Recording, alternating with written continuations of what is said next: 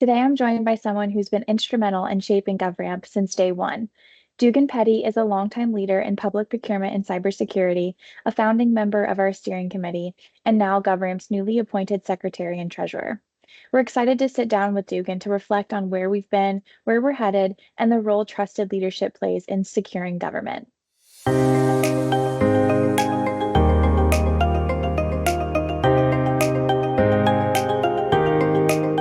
Thanks so much for joining us today, Dugan. You've had a long and impressive career in public service and IT leadership. What led you to engage with GovRAMP and serve on the board of directors? Well, yeah, it's a long career, and I've done a lot of things in it, and that really prepared me to seize this opportunity with GovRAMP because I really think it is a tremendous opportunity.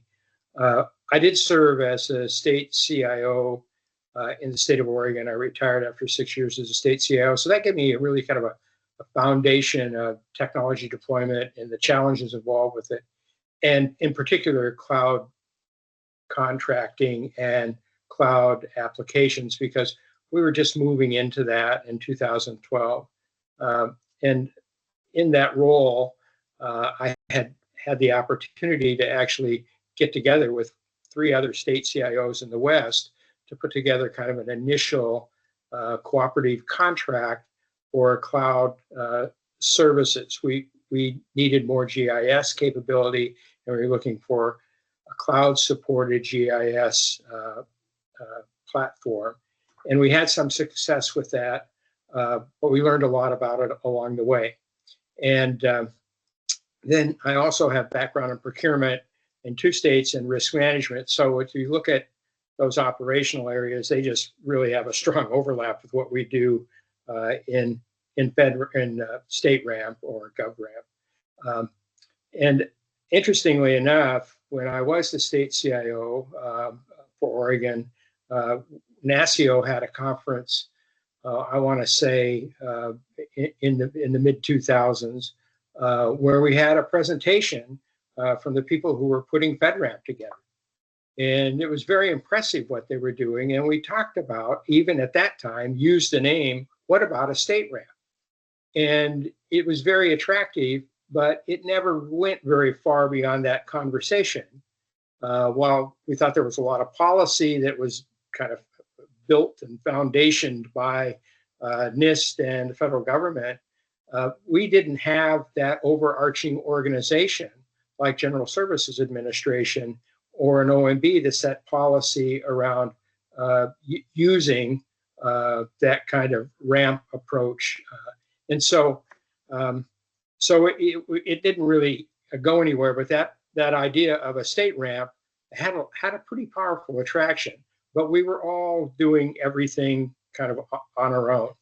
So later on, I had the opportunity after I retired to kind of follow up on that consortium for that first kind of cloud services cooperative that we did, and work with the state of Utah as a NASCO Value Point representative to help build out that next generation cloud solutions contract. And as we did that, it was very apparent that states were all over the map on what they were expecting for cloud security. They had different approaches to cybersecurity. Some had a FIPS approach.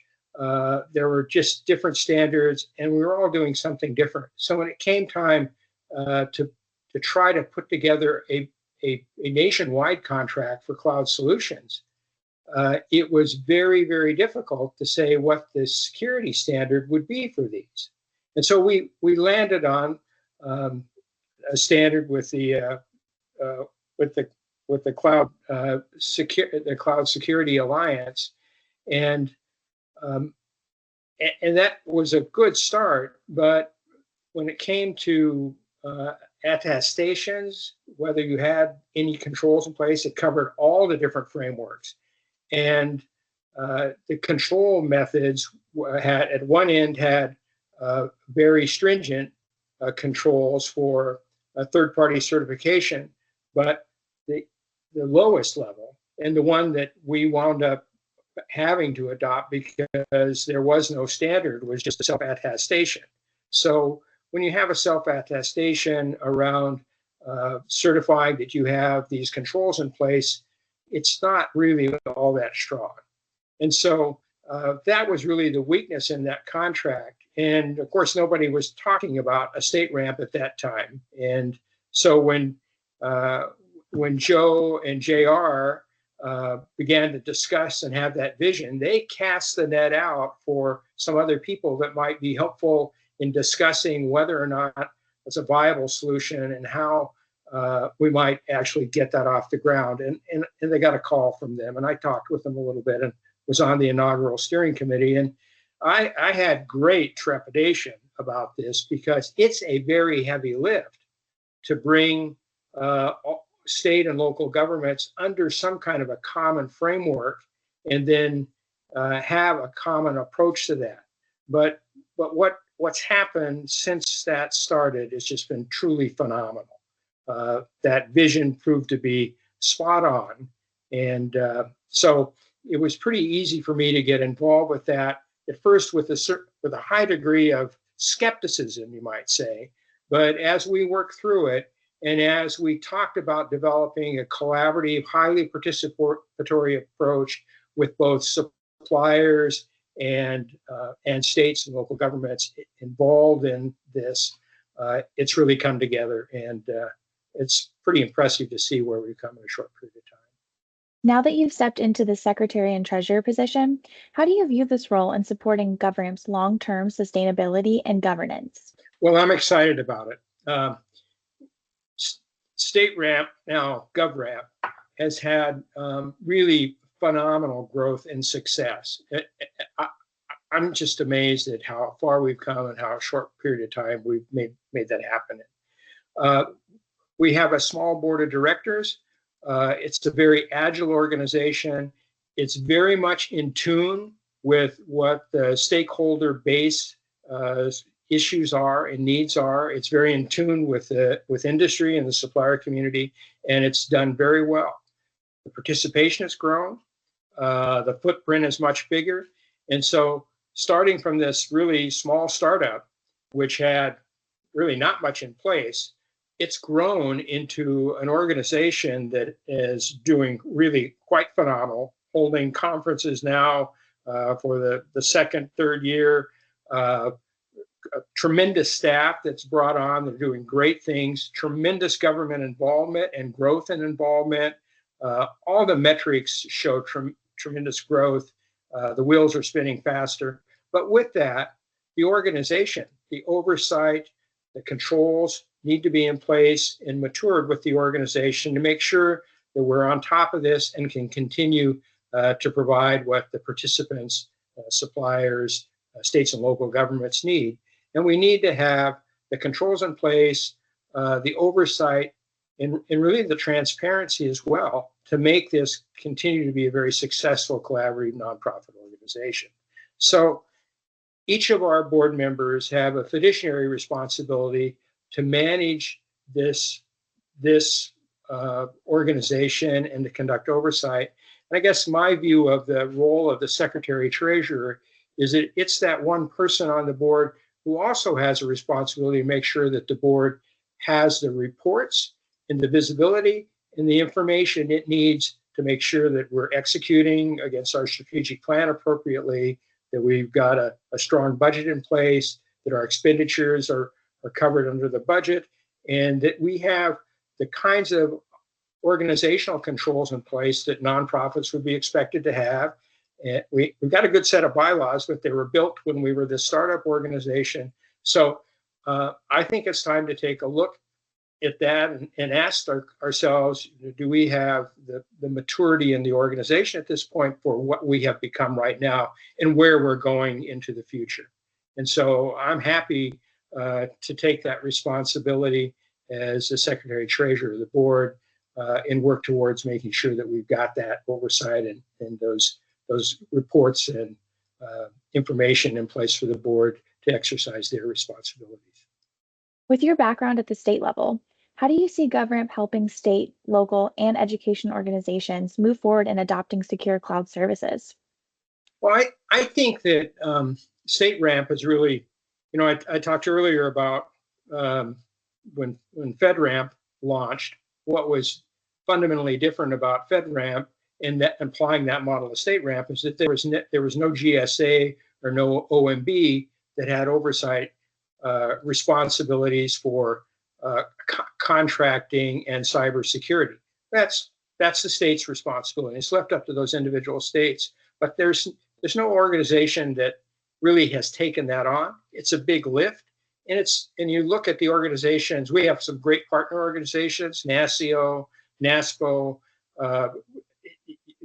they've been doing a phenomenal job for their members, but their mission isn't really aimed at that. And so you can't make that happen without having some kind of an organization.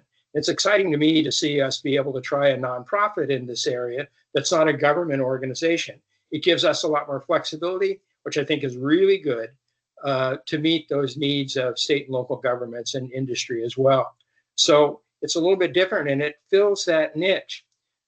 I've had the good fortune to be a part of, I was actually one of the founding members of the Western State Contracting Alliance back in 1992, which later was renamed NASCO Value Point. And it grew from a group of Western states who were finding common procurement opportunities to buy, leveraging their buying power to get a better outcome, landing on building collaboratively a standard set of specifications to procure those things, and procuring them by one state doing it instead of all 8 or 15 states or however many were participating doing it themselves. So tremendous cost savings, tremendous resource savings, great opportunity to pool knowledge and get expertise together to have better actually procurement outcomes and better contracts. And then of course there's the leverage of the buying power. So I kind of have that in my DNA, and I see this very much the same way. And I think Joe and JR had this vision of saying, why are we having to do all this thing separately when if we come together as states and local government and use this common framework, can't we do this more efficiently and actually get a higher level of security under cloud contracting than what we are doing independently? And they're absolutely right. And that's catching on. And you look at states like Texas and Arizona, Utah, a number of states who have come to state ramp or GovRAMP now and see that benefit and opportunity, not just by leveraging the standard, but they actually get stronger security than they would probably individually.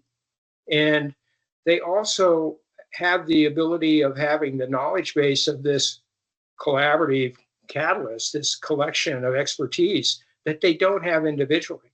And we saw that in NASCO Value Point, when we did big complex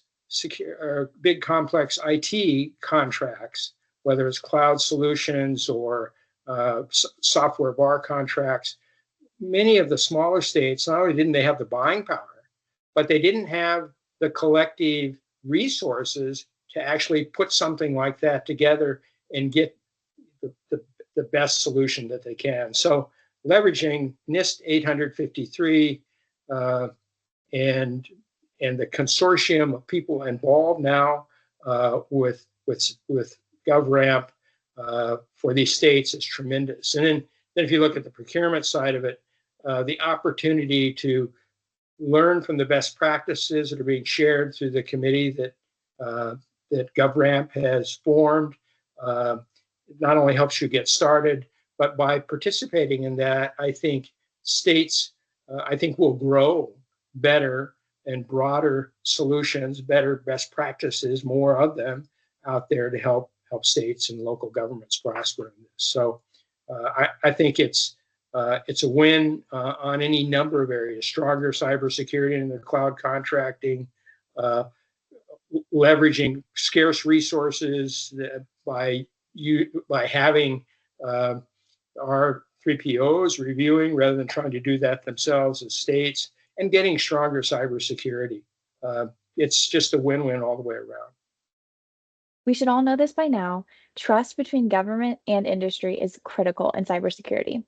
In your view, how does GovRAMP's model help reinforce that trust? Well, I think you're right. It is critical. And I think what it does is it creates maybe a greater level of trust between the individual jurisdiction, state or local government, and the supplier because they already have an understanding that these baseline security controls are in place and they know they're in place. And then they have a common methodology for continuous monitoring so they can be sure that they continue to be in place during the life of the contract.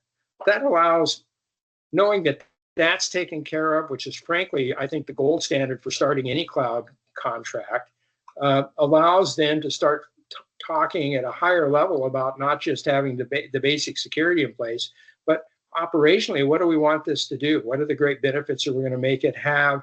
How are we going to make our operations more efficient and achieve the goals we want with this business software? So I think it really creates a stronger bond between the supplier because they're functioning at a higher level. Their relationship has moved up to a higher level of how do we make this? How do we optimize it? How do we get the absolute best out of this system that we can without having to spend all their time worrying about the basics of making sure that we have got the fundamentals of security in place. Thanks, Dugan. Looking ahead, what opportunities or priorities are you most optimistic about in GovRAMP's continued development? Well, I am really excited about what has happened with the CJIS alignment frameworks that really GovRAMP, State RAMP has been the catalyst for, and that just proves the concept of collaboration and participation. If you bring the right people from the states and local governments and industry together, and you create a collaborative, open framework, you can get great solutions. And the different frameworks, I think, have contributed to the weakness of the security posture that the governments have had over time, because we've had federal funding partners who have required different frameworks that really dilute our resources over state and local governments to deal with each one of them. And so we're doing one off in every state. And what we do for the IRS rules or the FBI rules or the CJIS rules are different from what we do with the Health and Human Services rules for our MMIS systems. That just dilutes our resources because we don't really have, we're having to deal with all of them. And then on top of that, we come up with different approaches with the different states and local governments in that. So that just creates the combinations and permutations that are out there for cybersecurity coverage just is splintered. And that causes suppliers to have to come in and do kind of a one-off deal in each time that they're engaging, which is expensive because we're paying for that. And it dilutes, I think, what we could be doing in security. And then the other side of it is that we pay more in state and local governments for doing these one-off solutions. And frankly, we're getting weaker security than we probably would if we had pulled it together under a single framework. So I'm really excited about framework harmonization. And I think, if NASCIO, I mean, I was a member of NASCIO as an active CIO for 6 years, and we talked about that problem, every time we got together, and it was killing us. And getting any traction with the federal government was very, very hard to do. The structure was such that the federal funding partners were out on their own islands doing this stuff independently, which we know can be done differently. So I'm really excited about that opportunity. The other thing that I'm excited about that we're beginning to see the benefits of too is the notion of really incubating and proving out and creating more best practices in the procurement area. You cannot accomplish what we're trying to do with improving our cybersecurity posture in our cloud contracts without having that built into the contracting process itself for these cloud service providers. And so procurement plays a fundamental role in acquiring these things in a way that we make sure that the NIST standards are known, that we have appropriate continuous monitoring, and we have the resources to really evaluate that throughout the life of the contract. And the NIST 853 framework is designed by people for government cloud contracting. We couldn't build anything better ourselves. It's not just chipped in stone forever. It changes over time. We're now on revision 5. So what better standard could you adopt as a state or local government than that? There just isn't one. And so how you put those contracts in place is really important. And that's been a difficult part for the contracting community and the IT communities within these jurisdictions to say, well, how do we weave this into our contract, and how do we do this at the same time that the market is maturing and moving along, because not everybody is GovRAMP compliant yet, and states aren't really used to that. So what's that timeline? So we're making good inroads on that. But I think the real opportunity here is having ongoing collaboration and using that committee as a framework to incubate new solutions, to test them, and to grow those out over the procurement communities, so that it's just second nature to go in this direction and put these contracts together. It won't be such a hard lift. And I think we're making great headway, but there's so much more opportunity. Yeah, absolutely. Thank you so much. Really just rounding it out here, is there anything else you'd like to share directly with our community members, partners, stakeholders, just as you step into this leadership role? Well, I think I think we should, yeah, there is. Let me start this one again. There is. I see GovRAMP as really a catalyst for collaboration and participation. It wouldn't do anything on its own without participation, not just from state and local governments, but also from the supplier and the industry. And as we know, technology does not stand still. It's ever evolving. And I think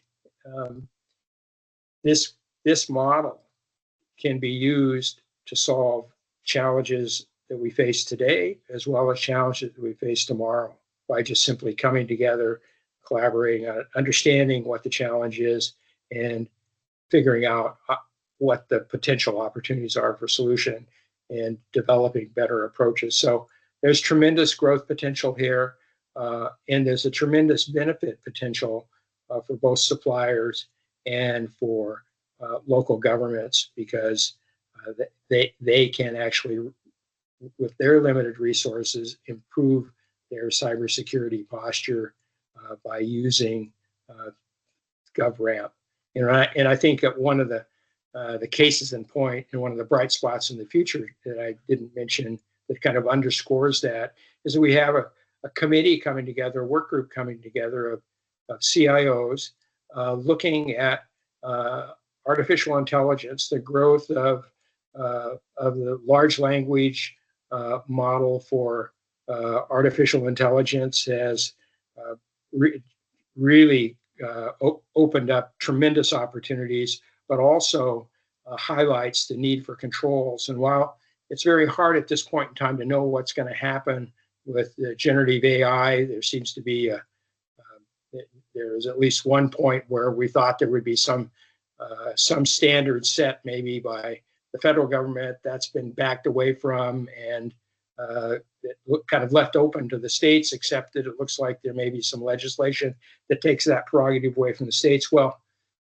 it seems to me that this is a great opportunity to look at that and say, well, what are the controls that are necessary, and how might we build them out to protect ourselves in this? So most of our involvement, at least at this point, with our AI is going to come through cloud solution providers. So it's not a major it's not a major stretch to think that we couldn't have cloud solutions. I expect that we'll see in some version of NIST 853 a family of controls related to artificial intelligence.